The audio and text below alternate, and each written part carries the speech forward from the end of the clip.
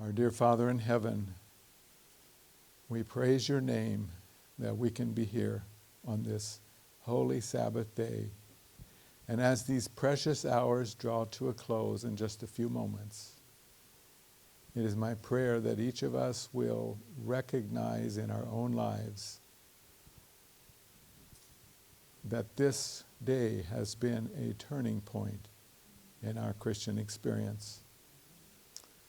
And Lord, it's amazing to me, but shouldn't be, how wonderfully and beautifully those last two songs, the one we sang as a congregation and the special music, fit so beautifully into the closing message that we're about to hear.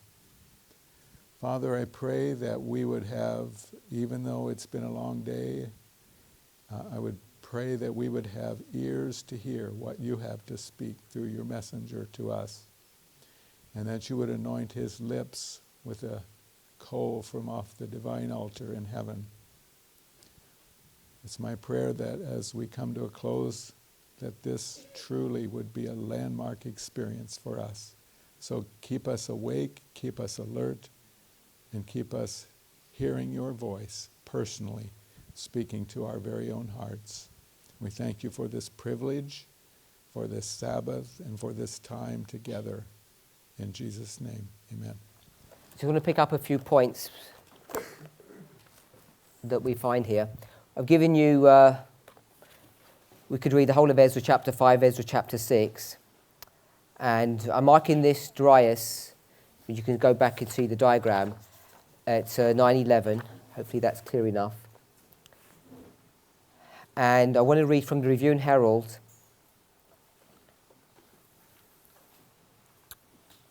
December 26, 1907, paragraph 16. And now many years later, the Lord was preparing the way for these thousands who had lingered to return. Chain of circumstances was rapidly leading to the confirmation of the decree of Cyrus and the issuance of a second decree by Darius Hystaspes. And the next one, GC 326, paragraph 3. Seventh chapter of Ezra, the decree is found, verses 12 to 26. In the completest form, it was issued by Artaxerxes, king of Persia, 457. For in Ezra 6:14, the house of the Lord at Jerusalem is said to have been built according to the commandment or decree of Cyrus, Darius, and Artaxerxes, king of Persia. These three kings, in originating, reaffirming, and completing the decree, brought it to the perfection required by the prophecy to mark the beginning of the 2300 years. Taking 457, the time when the decree was completed as the date of the commandment, every specification of the prophecy concerning the 70 weeks was seen to have been fulfilled. I want to pick up one point. I'll just put it onto this board. It said originating, reaffirming, and completing. Cyrus, Darius, and Artaxerxes. So we can see that, but I want us to pick up one point. Not that I want to make any specific point about it here, but I want us to see an idea which I think there's a misconception in our movement that I often hear. And I'll express it this way. The Millerite history, April 19th, 1844, the second angel arrives, crying, Babylon is fallen, is fallen. And what does Ellen White say about that cry? She says it wasn't the perfect fulfillment. The perfect fulfillment is going to happen in the future. Something along those lines. It's a paraphrase of how she expresses it. What I want us to see is what she means by that. If we go back to the passage, 326 paragraph 3, it says, these three kings, in originating, reaffirming, and completing. It's this bit here that I want us to see, where it says completing. There's an origination, a re-emphasis or reaffirming, then there's completing, the decree. Then it says, once that happens, it's brought to what? It's brought to perfection. I'm suggesting I would express it as repeat and enlarge, but it's defining what perfection means. And perfection means complete. Comes to its end. Or another way to express it, it would be to be finally fulfilled. If you don't see it that way, what are you forced to do? You're forced to use the principle of typology. Like this becomes a type of the end of the world. Millerite history becomes a type of the end of the world. And when it comes to the work of the second angel, it's not, I don't believe, because I'm sure I don't know if I'm sure about that, but this is 9/11, second angel, that in Millerite history, it was the horn of Protestantism, but in our history, it's the horn of republicanism. So it's not typology in that sense. It's two separate horns being taken down in two separate histories. Now, America is a big country. I don't mean in size. I mean in complexity, in the sense of bringing it down. It's not easy to take the United States down. It's been an extremely difficult job, much harder than most of the other countries in the world, and that's because the institutions that were laid at the very beginning were so firm to withstand the attacks that the Lord anticipated that the papacy were going to bring to it were so firmly established. It's taken a long time for the papacy to bang down and break both of these horns.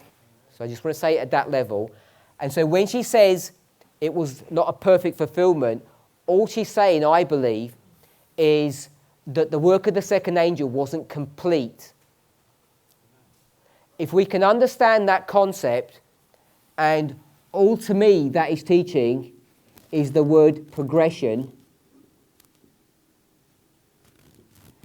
it helps to understand a number of things. So if I were to say in 9/11, the second angel came, Ellen White's going to teach you in a simple way. At the Sunday law, the second angel is going to come. It's going to mark Babylon is fallen here, the Sunday law. So how do we explain that the second angel came here at 9/11? So was this an imperfect fulfillment and this is a perfect fulfillment? I'm suggesting not. In this history, just at this level, not regarding that, the second angel's message was perfectly fulfilled, or let me not really say it that way, it was perfect here, but it hadn't reached its completion. So when she talks about perfection, she uses it in the framework of the work is complete. So the second angel comes at 9/11, and it carries on all the way through to the Sunday law in a progressive form, if I can put it that way. It comes perfectly here, and it does the same work all the way through until it comes to its perfection or completion. It's a different way of understanding it, but I think the other way is the wrong way. I don't know how to say it without being pedantic about it. So we've done Darius, Xerxes, midnight.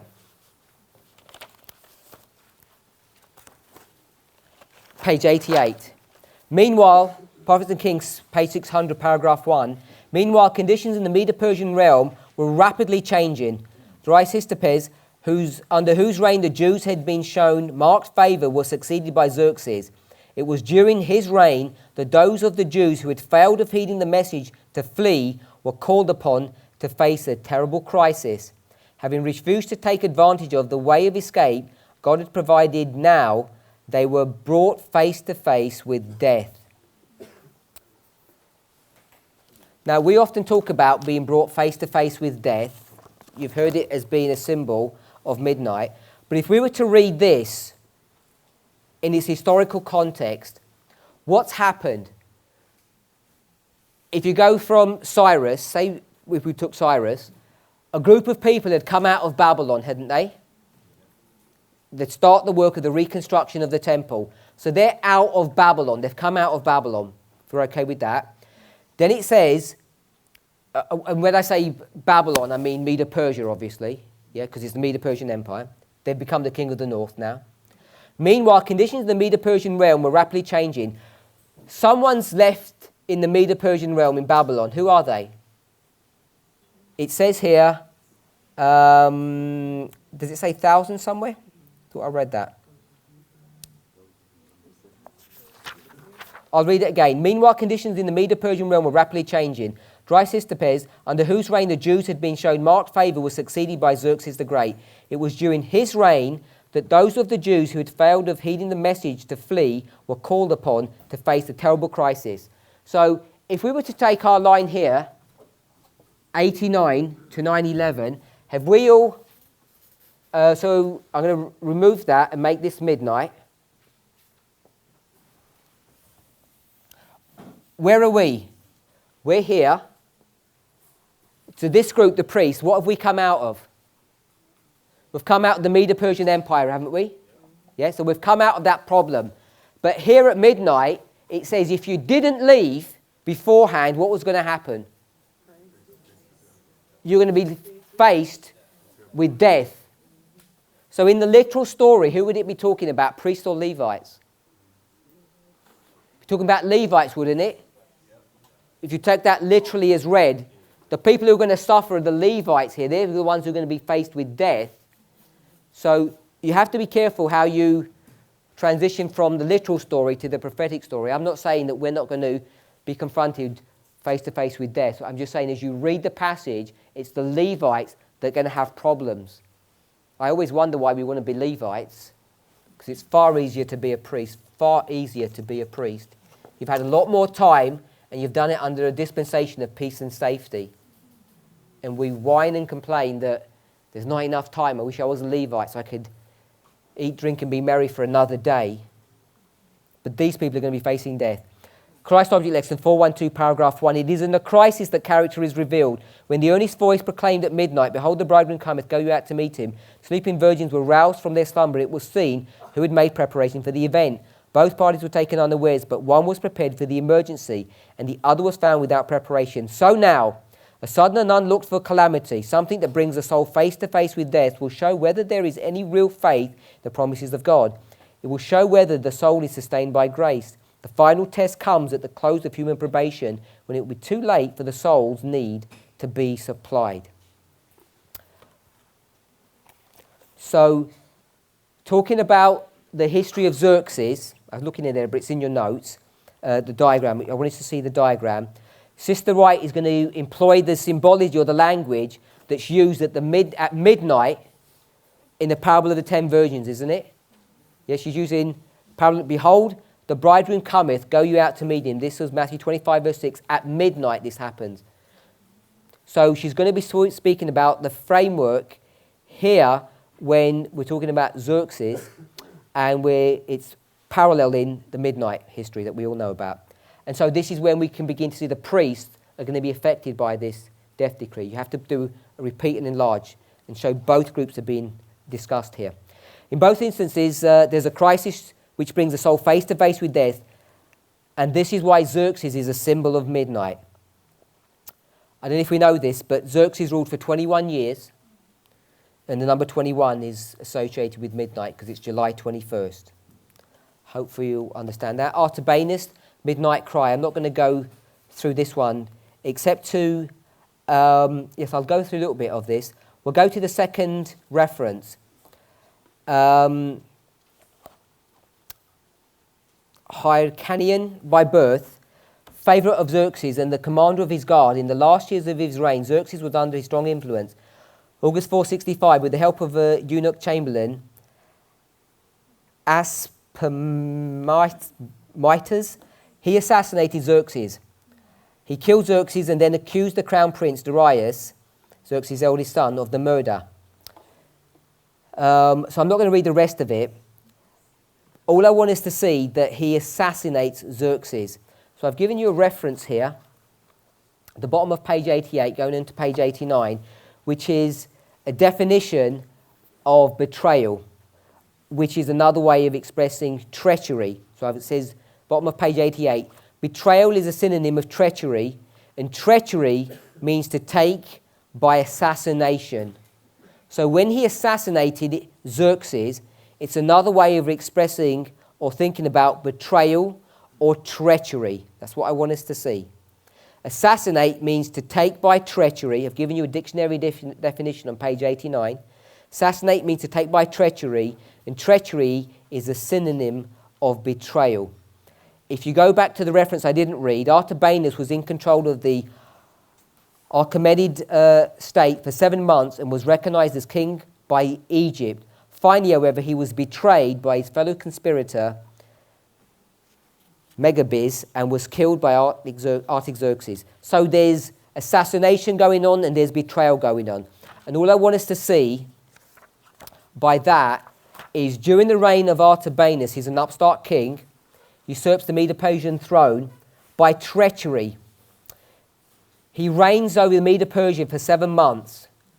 Just want to pick up the 7 months can be marked between midnight cry and Sunday law. We have a number 7 there. I think we're all familiar with that. So I'm just using some of those numbers to give justification why we're putting some of these in the context. So this concept of treachery or betrayal at the midnight cry, what I want us to understand by that, now I'm jumping forward in my logic, I'm assuming that we understand that the Medo-Persian kings can be symbolized by the presidents of the United States. Yeah? We can make that link together. So the way we can make that link, really simply, is if you go to Daniel chapter 8, I think it's verse 21, verse 20.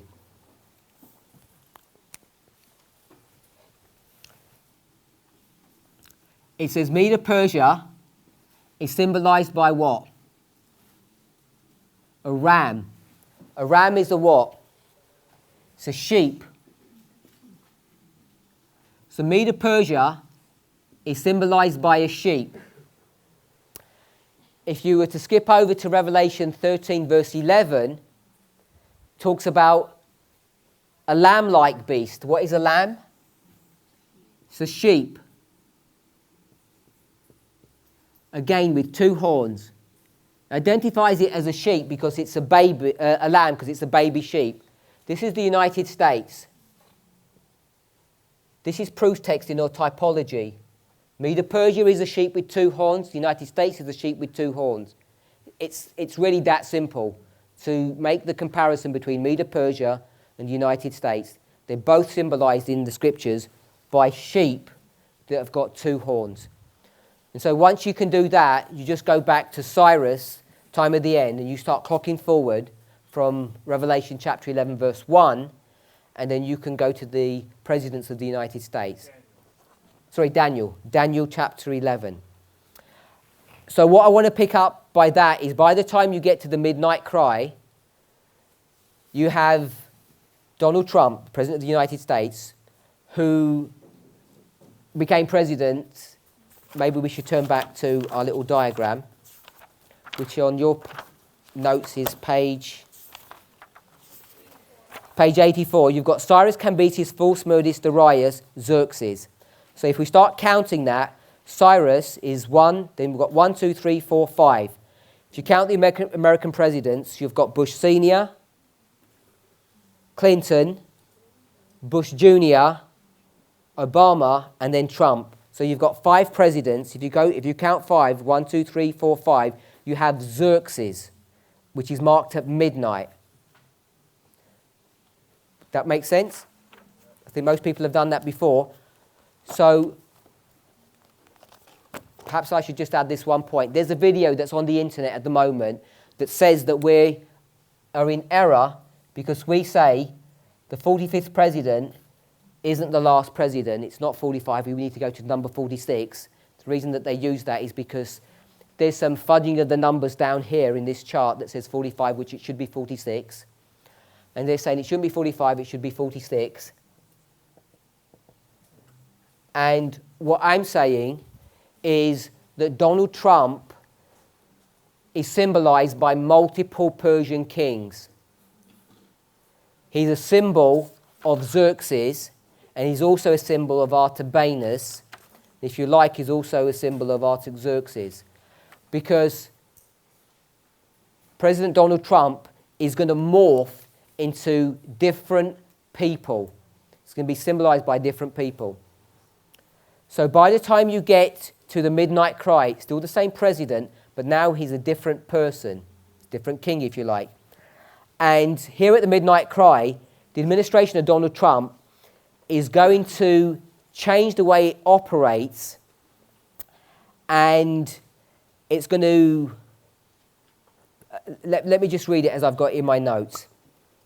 It's going to be elevated to a position of supreme authority in opposition to the principles of the Constitution. So,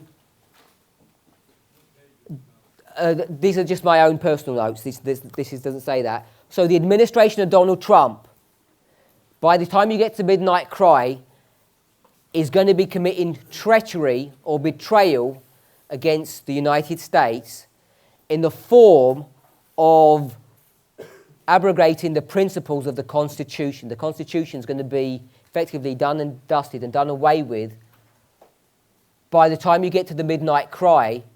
Hence, he becomes a symbol of Artabanus. So I don't know if we can see that. At the moment, he was made the president through legitimate means. He's the president. He runs an administration that is a Republican administration. I don't mean Republican and Democrats that way. I mean it's run and operated as a republic government, threefold form of government. Yes, but it's going to change. It's going to morph from that mode of government to a different mode of government, and when it switches, it will betray, it being the administration, the United States, the people of the United States. So that's what Artabanus is there. And Artaxerxes, there's quite a bit there, so we're just going to skip over that. Just going to see if there's anything in my notes that I want us to see. Just one point. Artaxerxes ruled for 42 years.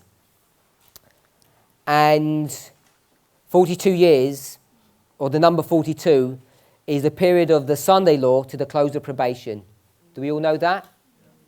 From, if I just skipped over all the way here and made Sunday law to the close of probation, here's the number 42. If we don't all understand why, I know some people said yes, because this is symbolized by the number 8, Revelation 17, the 8th head. The 8 is of the 7. And the 7, if this was the time of the end, and you could imagine this was 1798, here you get to the period of what head? The 5th head. And this 5th head is a symbol of the beast. Revelation 17, this is the symbol of the beast that's now fully resurrected and he's doing its work. And the 8th is of the 7. And this is 1260, and 1260 is 42 months. See that? We could go to Revelation chapter 6. I'll just put that here. Right here is Revelation 6, 9 to 11, and also Revelation 20, verse 4. If you were just to study that, there's some discussion that shows you that this history here is going to be repeated in this history here. Revelation 20 is here. Revelation 6, 9 to 11 was this history. This is the 5th seal. So there's a number 42 that you can mark with Artaxerxes. So now we're on page 90. Zachariah's prediction. Escape to the mountain. Review and Herald, December 26, 1907, paragraph 16. And now, many years later, the Lord was preparing for the way for these thousands who had lingered to return. So, that's where I picked up the thousands. I was trying to find it in the other passage, and it's not there. When we read PK 600.1, because it's here in Review and Herald, thousands had lingered. Only a few left the Medo-Persian Empire under the decree of Cyrus.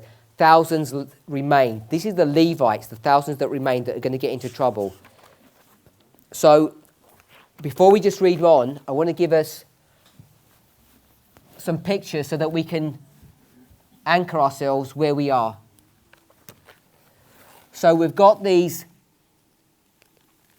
7 kings. 1, 2, 3, 4, 5, 6, 7. This is number 1, 2, 3. Artaxerxes, Darius, and Cyrus. This is 9/11. This is midnight. Midnight cry. So if you were to look at the story of Zechariah, he's with another prophet, Haggai, and there's 2 prophets here. And they're ministering in the dispensation when Darius is the king. So it's in this history here. So I'll just put Z for Zechariah, Haggai. Can everybody see that? Hopefully that's straightforward. So what we're reading now is in this history here, before you get to midnight. Yes? Okay. So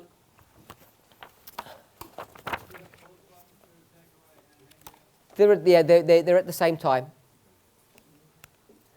And now many years later, the Lord was preparing the way for thousands who had lingered to return. So he's preparing the way. I want us to understand that if this is the time of the end, and we said that this was the time of ploughing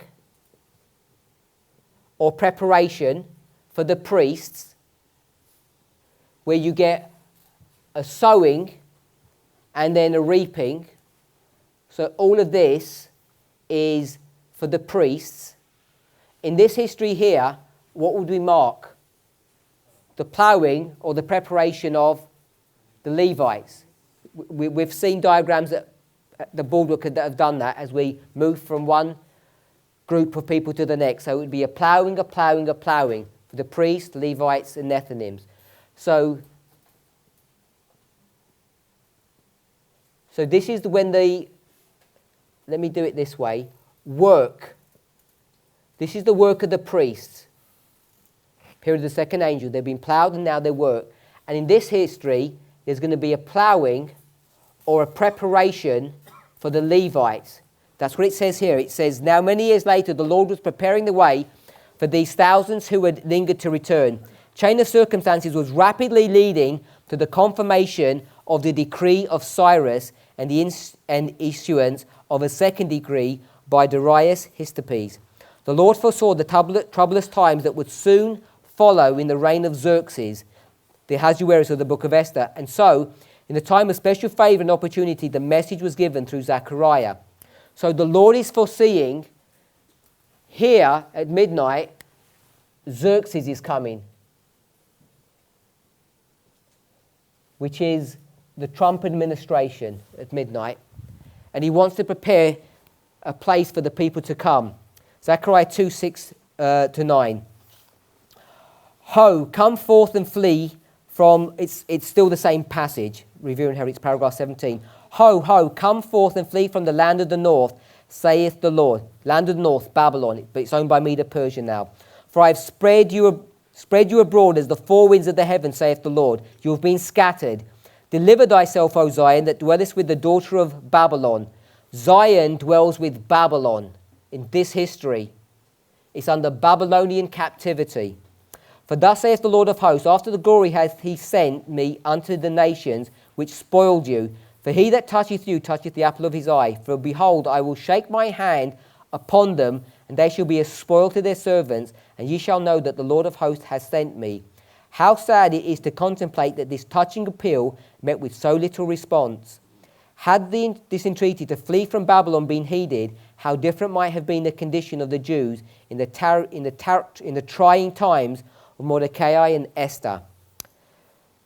There, the exiles' efforts were brought to the notice of Darius Histides, who was the monarch ruling at that time. He was impressed to issue a second decree, as fully favourable as the one issued by Cyrus over 20 years before. So we're not going to, I just want to read on a little bit. We'll skip Review and Herald, January 23rd. I want to go down to Patriarchs and Prophets, 166, paragraph 3. I think we're still on page 90. Before the destruction of Sodom, God sent a message to Lot. Escape for thy life. Look not behind thee, neither stay thou in all the plain. Escape to the mountain, lest thou be consumed. Same voice of warning was heard by the disciples of Christ before the destruction of Jerusalem. When you shall see Jerusalem compassed with armies, then know that the desolation thereof is nigh. Let them which are in Judea flee to the mountains. They must not tarry to secure anything from their possessions. Next paragraph. There was a coming out, a decided separation from the wicked, and escape for life. So it was in the days of Noah, so with Lot, so with the disciples prior to the destruction of Jerusalem, and so it will be in the last days. Again the voice of God is heard in a message of warning, bidding his people separate themselves from the prevailing iniquity. So here at this line, what I want us to see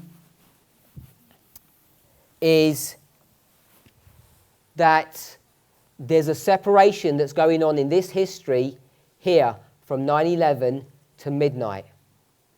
That's where all of this is happening. And it says, because you're going to mark Matthew 24, Luke 21, Mark 13, it's going to mark the surrounding or the besieging of Jerusalem by the armies of Rome. And I'm saying this is Psalms 48. When you see Jerusalem compassed with armies, know that the desolation is nigh. This is the warning that's happening in this history, that you need to flee from where? From Jerusalem. Now you're fleeing from Jerusalem. Because Jerusalem, God's people are where? They're held captive in Babylon. And now you need to flee from there. Decided coming out, days of Noah, with Lot, with the disciples, and in the last days. November 80, Advent Review and Sabbath Herald, page 8, paragraph 16. This is a statement from Joseph Bates. I'm only going to read the bit that's in bold, which it may not be in bold in your one. Yes, it is in bold. It goes on from page 90 to page 91. All I want to see is pick up is this. It says, I exhort you again to flee from the Laodiceans as from Sodom and Gomorrah. Their teachings are false and delusive and lead to utter destruction. Death, eternal death is on their track. Remember Lot's wife. He wants this separation from Sodom and Gomorrah, which is Laodicea. This is not an inspired statement. It's Joseph Bates, one of the pioneers, but he's correct when he makes this application. There's a call to come out of Laodicea. This call is the call that's made by Zechariah in the period when Darius is going to issue the second decree, when the temple is going to be rebuilt. When the temple is going to be rebuilt, these prophets are doing a twofold work. They're encouraging the people to rebuild, but there's also a call to come out of Laodicea, out of Jerusalem, and flee where? To the mountains. This is Daniel 11, verse 45. The mountains that you need to flee to is the glorious holy mountain. The glorious holy mountain doesn't look very glorious apparently in some people's eyes. And why doesn't it?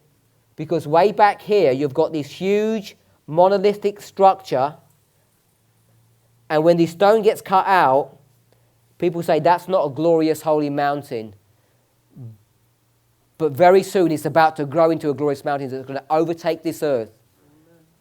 And even though you don't see beauty in it, the Lord does, which is the same problem that they had with Jesus, didn't they? Isaiah chapter 1, verses 9 and 10. Except the Lord of hosts has left us a very small remnant, we should have been as Sodom and we should have been as Gomorrah. Hear the word of the Lord, ye rulers of Sodom. Give ear unto the law of our God, you people of Gomorrah. Who's he speaking to? Isaiah. Speaking to God's people. God's people are identified as Sodom and Gomorrah. And if we had stayed in Sodom and Gomorrah, there wouldn't have been anybody left. There has to be a calling out of a remnant out of Sodom and Gomorrah, doesn't there? And Sodom and Gomorrah is this church, Adventism. The vision of Isaiah, the son of Amos, which he saw concerning Judah and Jerusalem in the days of Uzziah, Jotham, Ahaz, and Hezekiah, kings of Judah.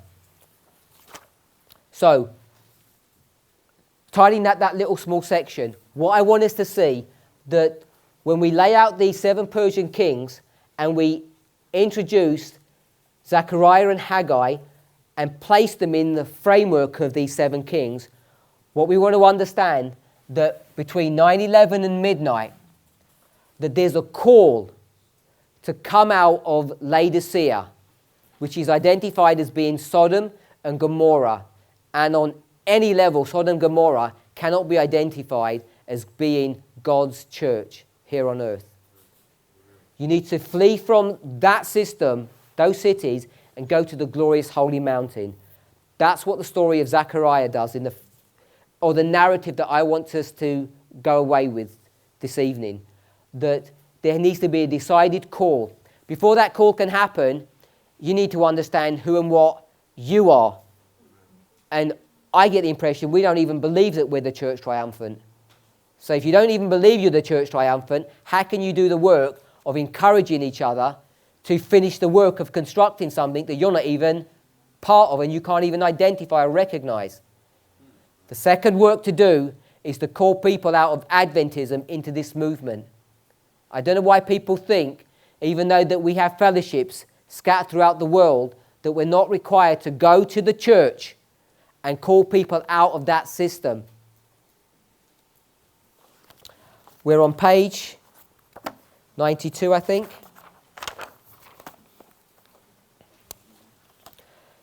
It's entitled The First 7 Caesars of Rome. Agabus' prediction. So, unfortunately, I've changed my notes slightly here because I've made a better graphical representation that I'm giving you in your notes. But I want us to just track through these kings. It's in your notes. We've got Julius, Augustus, Tiberius, Caligula, Claudius, Nero, and Galba. They're those 7. And again, this is just a simple overview that I want us just to pick up a few points. One thing that I've noticed may confuse you, it may not be clear, but I've done it here in this story, and maybe you've spotted it. So I've got Xerxes at midnight. Are we at midnight yet? Okay, so if we're not at midnight, and we're marking that midnight is Donald Trump, is that correct? Is that what we do? 1, 2, 3, 4, 5th president? Yeah? After thee shall rise up 3 kings, and the 4th shall be far richer. Yeah, so here we are. Why do we mark Donald Trump at midnight when we're not even at midnight? So I want us to think about that. What I want us to see in this history, when Zechariah and Haggai were doing their thing, their ministry, which king was ruling? Was it Xerxes or Darius? It was Darius, so all that fits. That's nice, yes? But when we come to Trump, and I've given it in the title, this is the prediction of which prophet? Agabus. And Agabus is going to give 2 predictions. One of them is found in Acts chapter 11, and one of them is found in Acts chapter 21. They're the 2 things that are going on. So Acts chapter 11, I'll write it here. Acts 11 is to do with a famine. And Acts 21 is to do with banishment. And I've got Luke something in my notes for some reason. Where have I got Luke? Bottom of page 92. Okay, hopefully we'll try and get to that while I've done that. If I can work out the logic. This is why I don't like doing notes, because I can't even understand the logic of my own notes. Okay, so Agabus is going to make 2 predictions, one about famine and one about banishment. We're going to talk a little bit about that. But this history is a little bit complex. He's going to make a prediction And when he's making this prediction, it's going to be dealing with the reign of Claudius. If you have to go back into the New Testament history to see all of this. It's going to be in the time period of Claudius that he's going to actually do this. Let me see how we could just quickly show that. Let's go to Acts chapter 18. I've given you the wrong Bible reference here. This is Acts 18, not Acts 21. Acts 18. So let's go to Acts chapter 18, verse 2.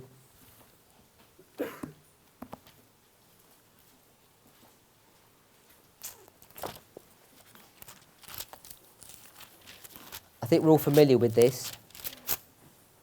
I'll read verse 1 while you're finding it. After these things, Paul departed from Athens and came to Corinth, and found a certain Jew named Aquila, born in Pontus, Pontus, lately come from Italy with his wife Priscilla, because that Claudius had commanded all Jews to depart from Rome, and came unto them. So this is in the history of Claudius, and there's this banishment that's going on here. I'll give you one more Bible passage here. This is Acts 21, and this is to do with Paul. So you've got three things that I want us to pick up. So what I want us to see, that this banishment is in the history of Claudius. So that's the first thing I want to pick up. Now, if you go back and let's read Acts chapter 11, verse 28.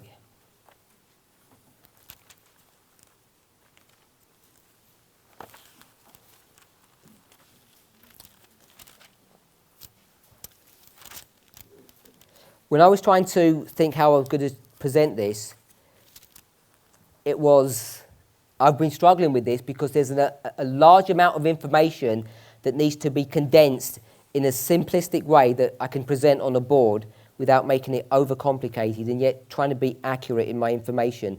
So I'll pick up from verse 27. In these days came prophets from Jerusalem unto Antioch, and there stood up one of them named Agabus, and signified by the Spirit that there should be great dearth throughout all the world, which came to pass in the days of Claudius Caesar.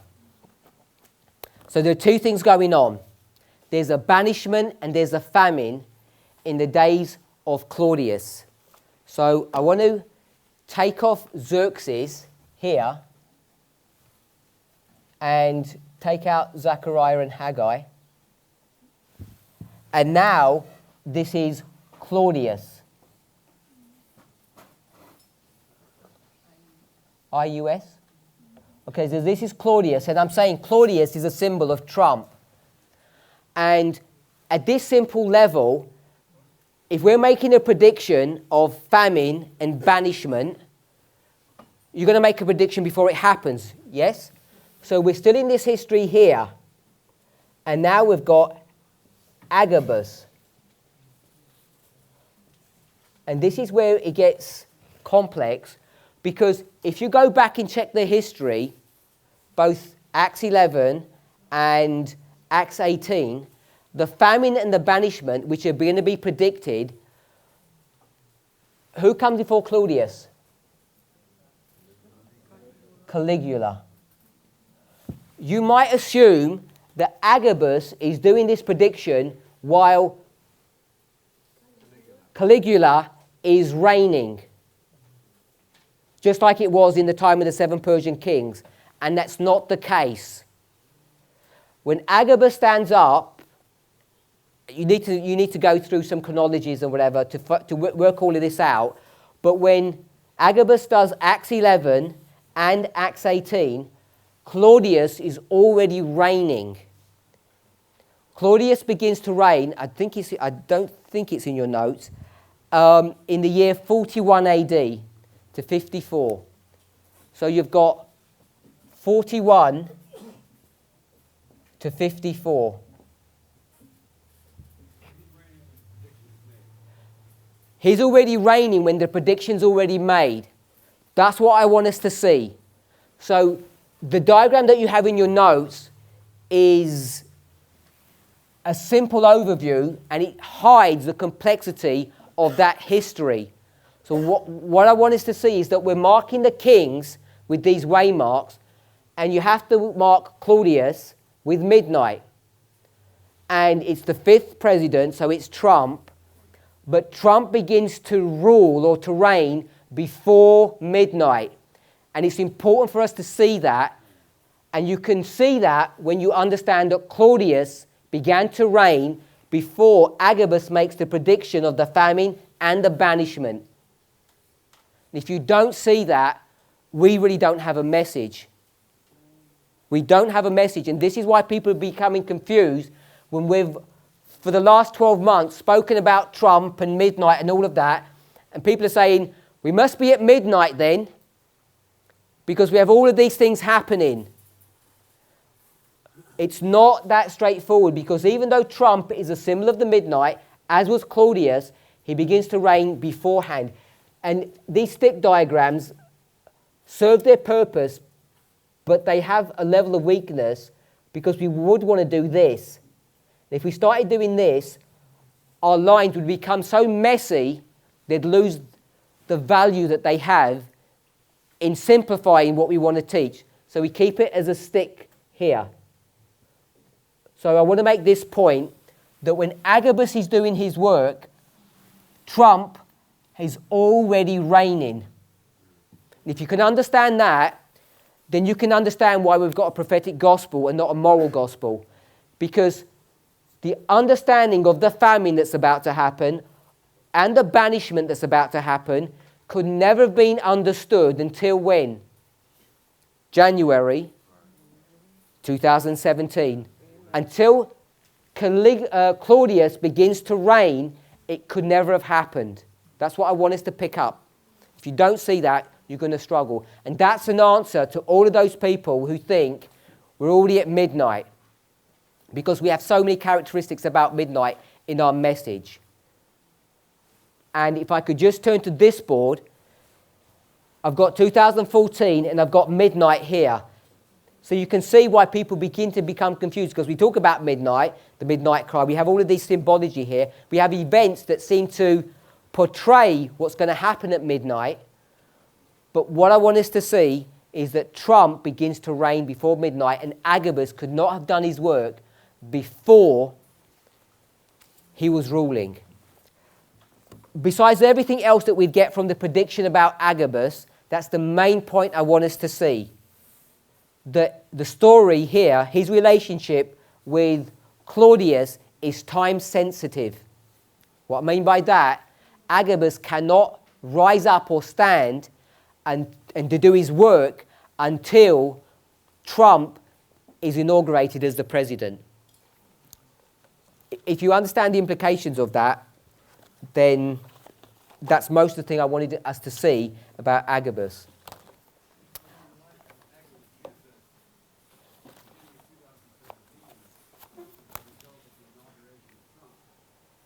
So, the information that Agabus is going to give us, 3 pieces of information, 1, 2, 3. This one here isn't directly connected to Agabus, just want to make that point, but it's in that reign, is that there's a famine, there's a banishment, and there's bondage, because when I've got Paul here, this is bondage.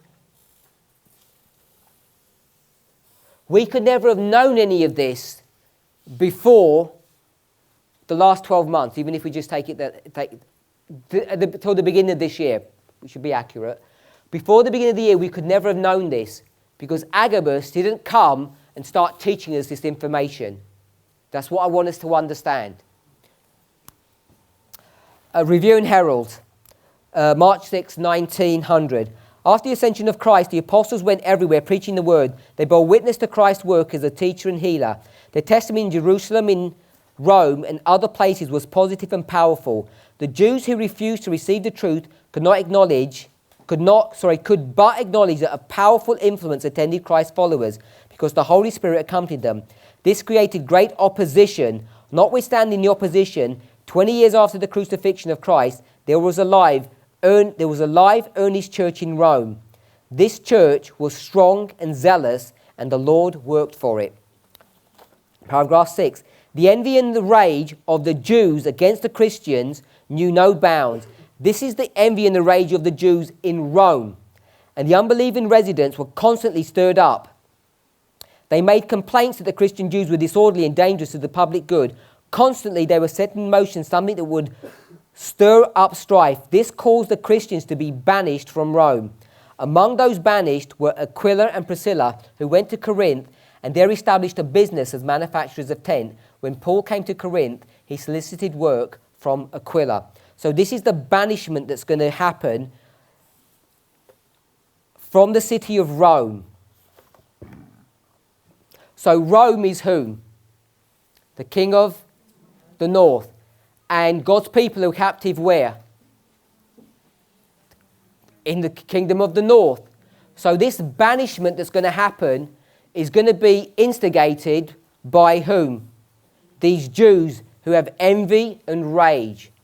They're about to stir up Rome against this movement, and there's going to be a banishment. So we're making a prediction here that as we get to midnight, the church is going to go into an alliance with the government for the express purpose of banishing this movement and punishing them. So that's the first prediction that we can see as Donald Trump begins to reign at the beginning of 2017. And if it was another president, you can't imagine that kind of thing happening. You can see how that atmosphere can be created. Acts of the Apostles 349 paragraph 2. Soon after his arrival at Corinth, Paul found a certain Jew named Aquila, born in Pontus, lately come from Italy with his wife Priscilla. These were of the same craft with himself, banished by the decree of Claudius, which commanded all Jews to leave Rome. Aquila and Priscilla had come to Corinth, where they established a business as manufacturers of tents. Paul made inquiry concerning them, and learning that they feared God and were seeking to avoid the contaminating influence with which they were surrounded, he abode with them and wrought. And he reasoned in the synagogue every Sabbath and persuaded the Jews and the Greeks. You can see by the time you get to midnight, what's he starting to do? Public evangelism. The Greeks are now going to start being introduced to the gospel message. Giving the definition of Agabus, straightforward definition, it comes from the Hebrew word H2254, and it means locust. Just want us to understand that. And it's also, if you go right down to the bottom, I've got Brown Driver Briggs, it comes from the word Hagab, which means locust. It says the head of a family of exiles who returned with Zerubbabel. And these exiles who returned with Zerubbabel is taking you back to what story? The construction of the temple, or the history of Darius. So it's the same history, Agabus and Zechariah, same history. So let's just make some comments of what we want to see here. Agabus is giving a message. Before I make that conclusion, let's go to Acts chapter 11, 28. I think I've read this. Just want to read it again. Just make sure that there's nothing that I've missed. Now, Acts 11 is not given at the same time as Acts 18. It's 7 chapters before that, but it's the same prophet and it's the same history. Claudius is still ruling. 11:28. And there stood up one of them named Agabus, and signified by the Spirit that there should be great wrath throughout all the world, which came to pass in the days of Claudius Caesar.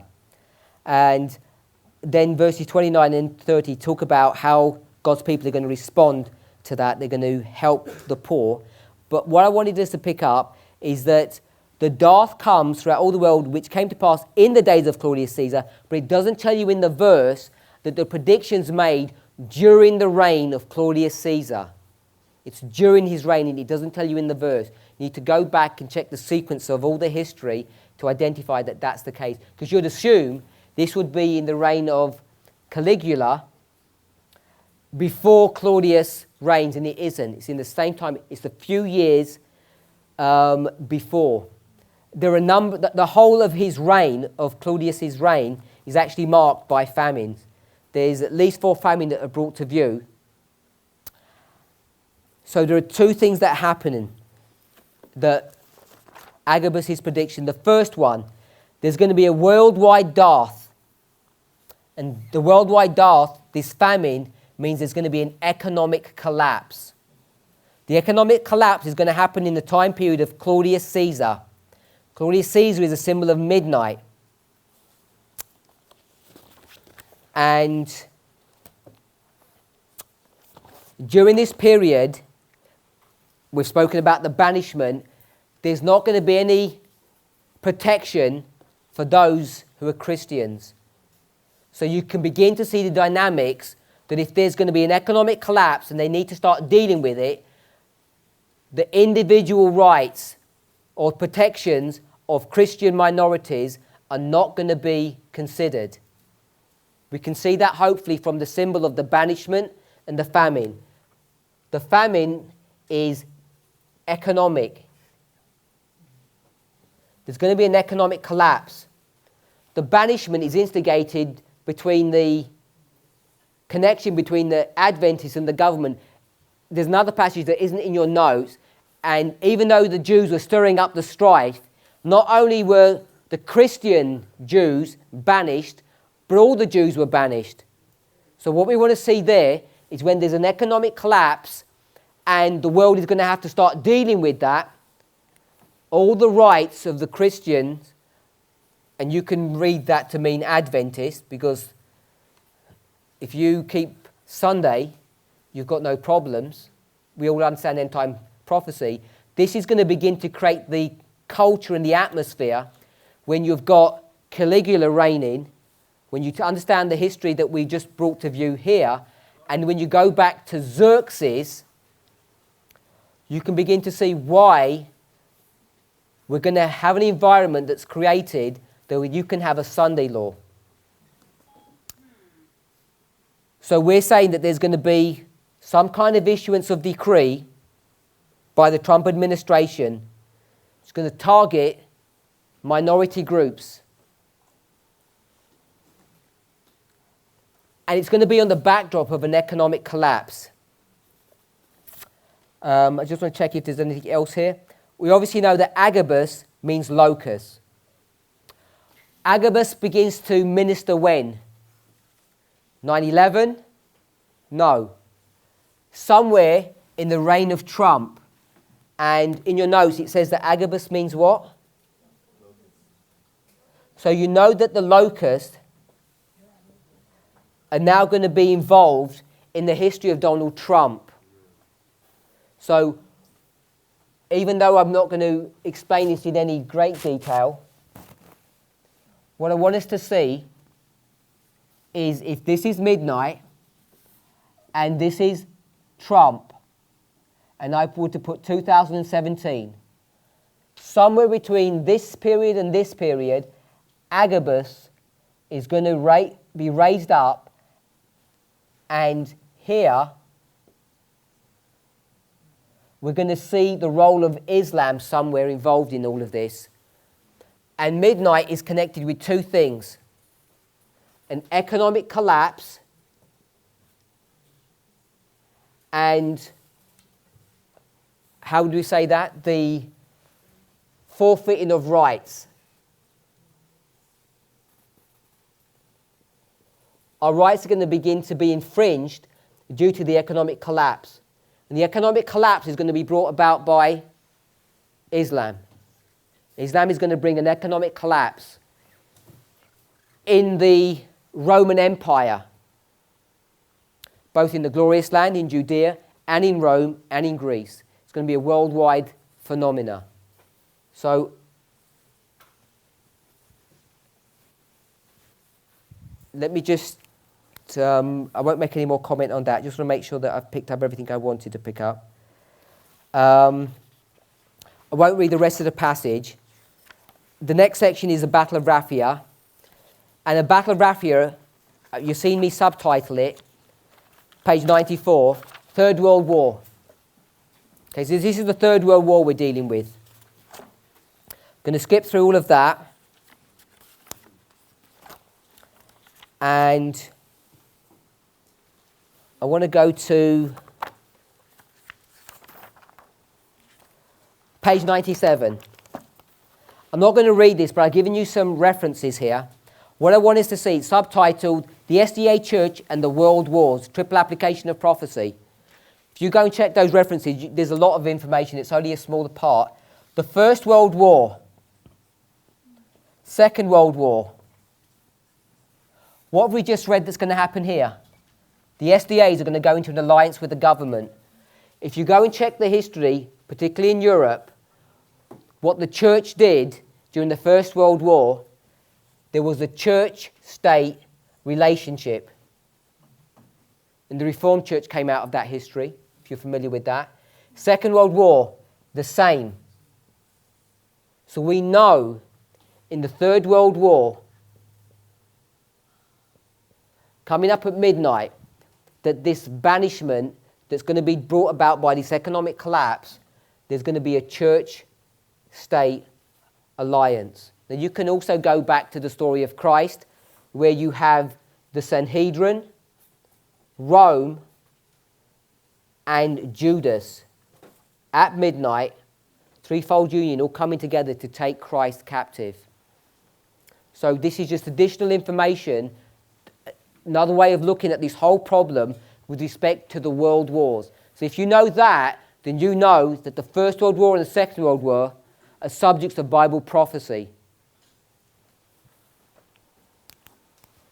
So I've covered all of that, even though I've not given you a lot of information. Just want to go to 7 churches in Millerite history. So what I've given you is a number of different, tables. I don't know how to describe it. I've got the Christian era, the Jewish era, the patriarchal era, and then the 7 thunders of Samuel Snow. Can you all see that? Some of them you're all familiar with. The Christian era, I think there's no controversy over that one. The other ones, if you read them, hopefully you'll agree. I'm not sure if there's much manoeuvre to change them. The Jewish era is pretty straightforward. Thyatira, Babylonian captivity. Sardis, the restitution of Jerusalem. You go through them and see if you agree or disagree. I think they're pretty firm, pretty straightforward. The last one, the 7 thunders of Samuel Snow and the 7 churches. Spend time looking at that, please. So, you've seen that I've got May 17th, February the 16th, April the 3rd, July 21st, July 15th, October 22nd. And you've seen how I've lined all of that up with the 7 churches. Then we're on page 99. What I've done, I've taken those various histories and I've collected together Sardis. So you see a column, it says 5555, all Sardis. It's got Protestantism, restoration of Jerusalem in the period of the exiles, departure to Canaan in the period of Abraham, I thought that was wrong, and July 21st, 1844, midnight. So what I want us to see is, through those various stories, that Sardis, at the level that we want to discuss here, lines up with midnight, when all of these 7 churches are superimposed one on top of the other with the 7 thunders. So I want to make the point that Sardis, you've got the patriarchal era. In the patriarchal era of Sardis, you see some things. You see a separation of Abraham from Ur of the Chaldees. So we're in the story of Abraham, and what he does, he separates from Ur. And what was Ur? His homeland. So where he lived. There's going to be a separation from his land. This is in the midnight story. There's, in the story of Lot, what's Lot going to do? He's going to separate from Sodom and Gomorrah. What did we see Sodom and Gomorrah was? Laodicean church. There's a separation. And one more is back to Abraham, In this history, I've condensed all of his life into just one waymark. Abraham is called to do something. What's he called to do? Which is against the law. Kill his son. How many churches are there? There's 7 churches. The last church is Laodicea. Laodicea is Adventism. What is it against the law to do? To leave Adventism. Yes? It's against the law to do that because you're going to go into Babylon. The world is divided into 2 parts. You've got Babylon and you've got the SDA church. If you leave the boat or the ark, you're lost. You have to stay in the ark, don't you? Stay in the boat. Patriarchs and Prophets 148, paragraph 3. Satan was at hand to suggest that he must be deceived, for the divine law commands, thou shalt not kill, and God would not require what he had once forbidden. Skipping down, Abraham was tempted to believe that he might be under a delusion. You might be tempted to believe that you're under a delusion to separate from your household, that you must leave Sodom and Gomorrah, that in fact this church, Adventism, is now Sodom and Gomorrah. Maybe it's a delusion that we're all under, because God will surely not ask you to do something that previous to this he'd commanded you not to do. Take now thy son, thine only son Isaac, whom thou lovest. That command must be obeyed, and he dared not delay. So I'm saying this. This organisational development that we're talking about, not just at this prophecy school, but over the last few months, and it's going to intensify, in connection with the call out of Laodicea, it's one of the most provocative and perplexing prophetic developments, and it's similar to this problem here that Abraham has to deal with, which is Sardis, which is connected to midnight. God's going to require us to do something he previously forbade us from doing. And Satan is now at hand through the Omega, maybe through even your own misconceptions of what's happening, to tell you that it's a deception to be partakers of this movement as it begins to organise. For Inspiration Commands, the message to call the people out of her does not come from any heavenly messenger or any human agent inspired by the Spirit of God. And you know what the her is in this passage? It's not in your notes. Second Selected Messages, page 66, paragraph 2. 66, paragraph 2. So I'll read it again, because it's not fair. Satan is at hand to suggest that we must be deceived. For Inspiration Commands, now quotation marks, the message to call the people out of her does not come from any heavenly messenger or any human agent inspired by the Spirit of God. Who would the her be? The church, Adventism. If someone stands up today and says you need to come out of Adventism, then you know that that person was not inspired by the Spirit of God.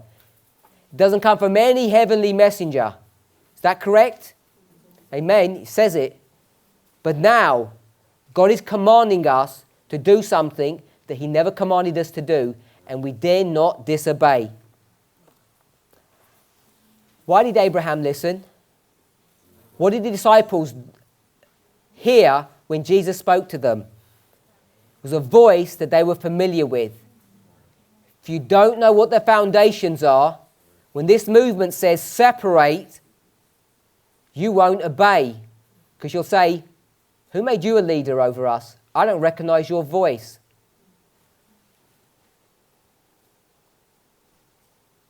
I've rubbed it out on the board, I think. Christ, no I haven't, it's right here. Christ is the servant. The servant is the one that does the investigation.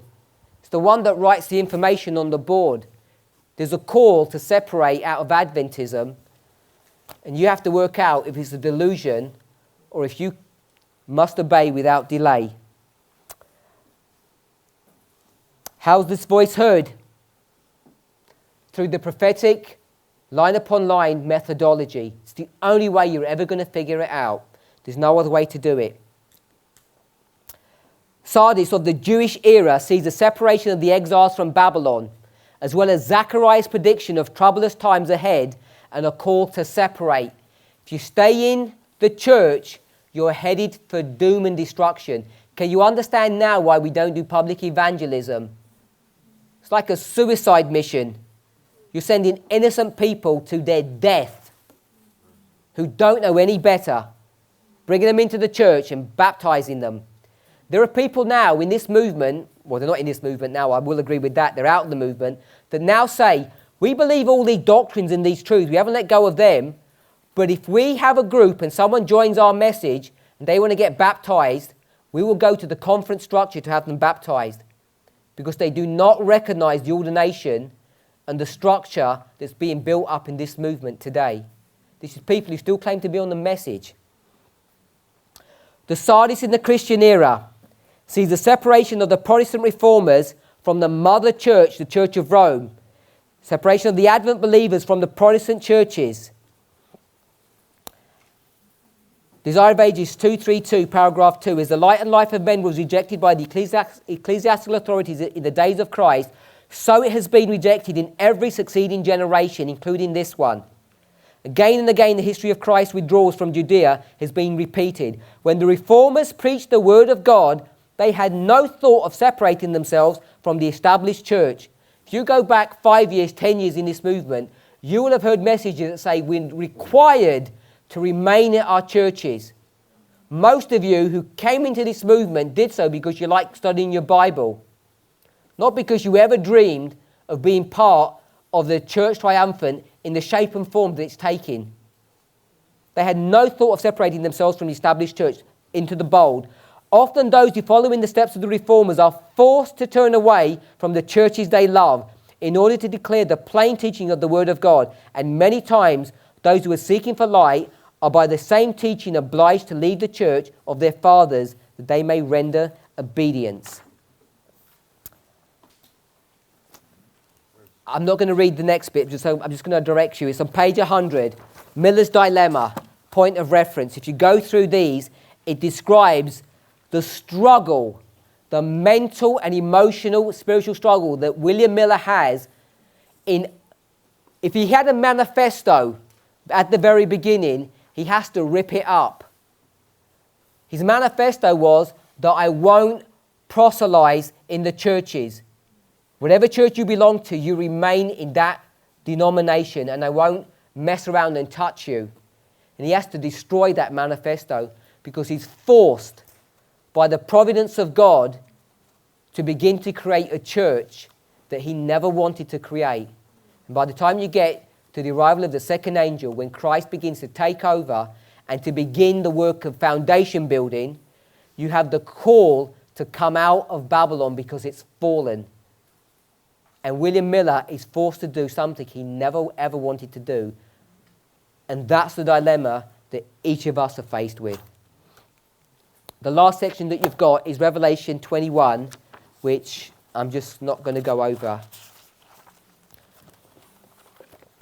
So I've covered most of the notes, even though it was in a rushed fashion, but I wanted us to pick up a few things that we saw. Zechariah says destruction's about to happen, you need to come out. Agabus is saying the same thing, but he gives more details.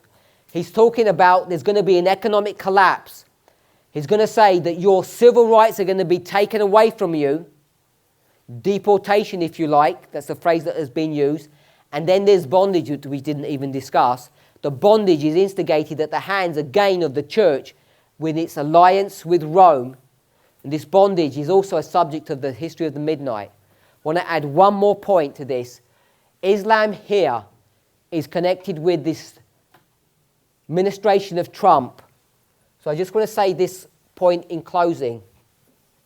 We know, according to Numbers, story of Balaam, that Islam is not going to attack here at midnight.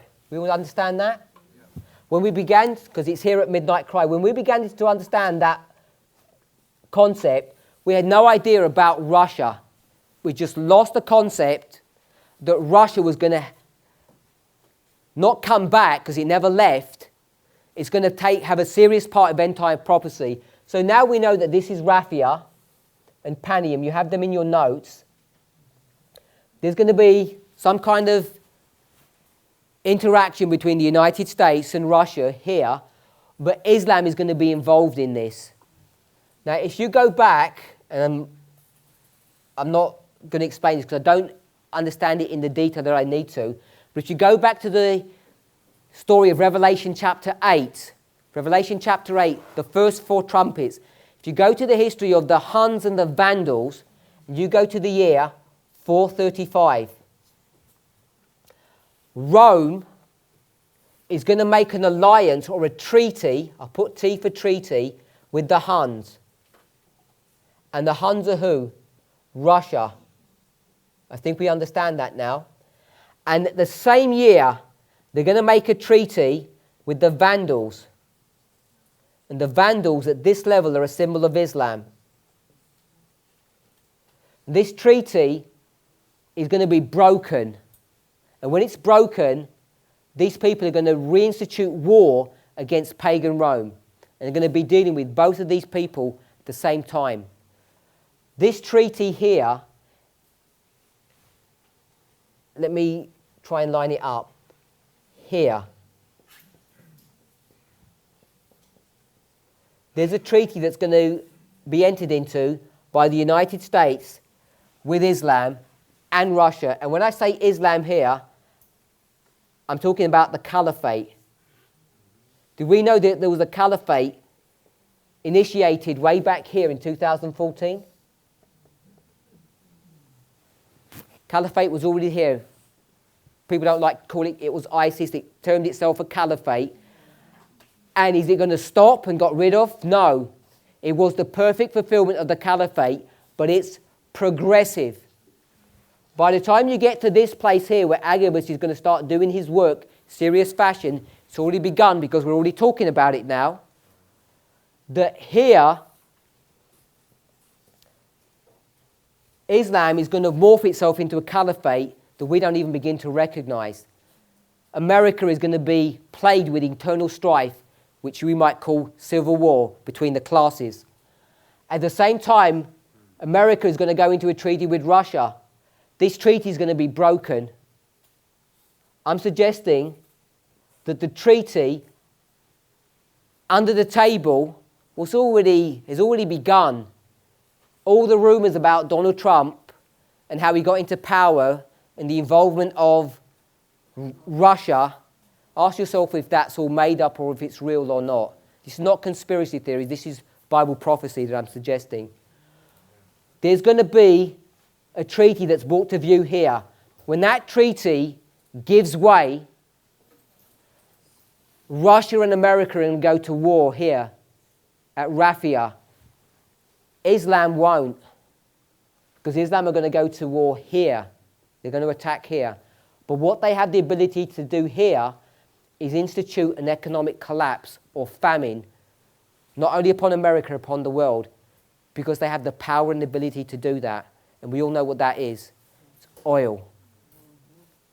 So once the treaty is broken and they begin to shut off the taps, I don't know what the cause and effect relationship of all this is. I can only speculate. If they shut off the taps and the United States goes into the Middle East to put those taps back on, Russia's not going to stand by idly and let that happen. I don't know the cause and effect of what's going to happen, but there's the dynamics of a treaty that's about to be signed that we're all going to see. We're going to see the caliphate being formed in the news before midnight, but it won't do its work until midnight. When it begins to do its work, the only power it's got is to shut off the oil. It's going to produce an economic collapse in the United States, and it's going to create a situation where individual rights are just going to be trampled upon. Not because they hate you, perhaps, but that's what the country demands. This is what Agabus, Zechariah are teaching us that's about to happen. So I wanted to show us a number of things in my studies. I wanted to show us what's about to come, the prophetic evidence of why it's going to come. And as the title of my note said, it's the prophetic call to organize so that not only we can be protected, however we're going to conceptualize that, but people have got something to come into as Xerxes begins to take the reign. Before we do that, we need to know how we're going to organize. And all of this story here about the former and latter rain, separation of the wheat and tares, all of that is some level of detail of how that organizational work begins. You can't organize while you've still got tares. The tares have to be dealt with before you can fully construct and complete the church. Let's pray. Heavenly Father, we thank you for your goodness and mercy. We want to ask and pray that you would be with us and guide us. Lord, as we understand the role that we must play, the role of Agabus, Zechariah and Haggai, help us, Lord, to understand our role. Help us to see the events that are portrayed in prophetic history being fulfilled before our very eyes. Lord, not only should it awaken us, but it should frighten us. It should create a spirit of fear within us for the lethargy that we have, for the tardiness that we are exhibiting, as event after event is already fulfilling and moving through and becoming history. Lord, help us to stop being blind. Help us to study with the determination that we never have, that we might truly understand the signs of the times, is our prayer. In Jesus' name, amen.